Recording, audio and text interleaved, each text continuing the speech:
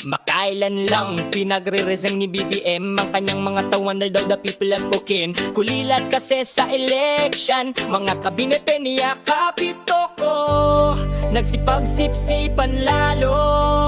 Akala ko totoo na mukhang si Guevara lang ang pinupuntirya. Magkapatid na Remula, Gibogadon, Recto, mga manduruga sa PhilHealth nandyan pa, nagbolahan lang pala.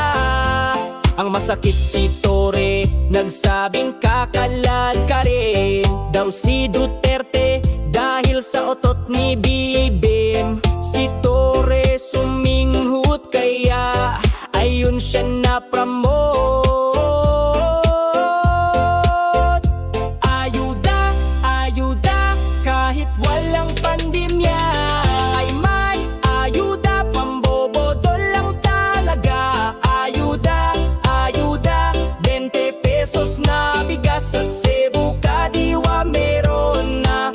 Iwan kung saang lopalo makikita. Tapos na, isang araw lang pala.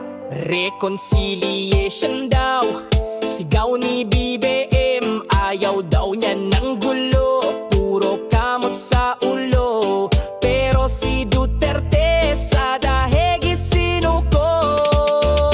Akala ko totoo na mukhang si Bara lang ang pinupuntirya. Magkapatid na Remula, Gibogadon, Recto, mga manduruga sa PhilHealth nandyan pa, nagbolahan lang pala.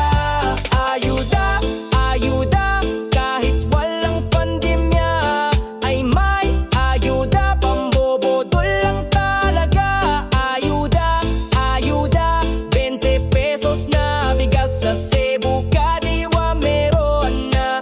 Iwan kung saang lopalop makikita.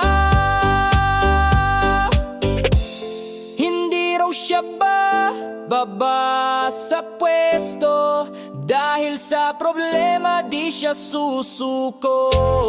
Paano nga ba haharapin ang problema kung ang problema